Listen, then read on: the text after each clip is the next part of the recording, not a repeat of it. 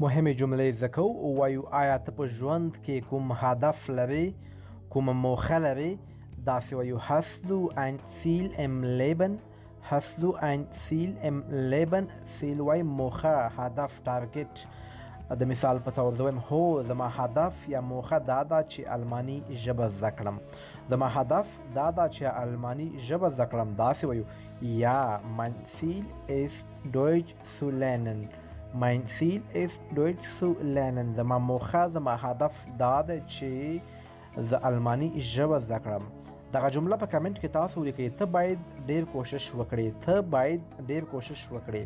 تاسو یې ولیکئ. دوستانو که زما اکاونټ مو روزمره وکړه په تقریبا دې کې 3000 نه زیاتې ویډیوګانې دي، ټول الماني ژبه باندې مهم لغتونه دي، اصطلاحات دي، جملې دي.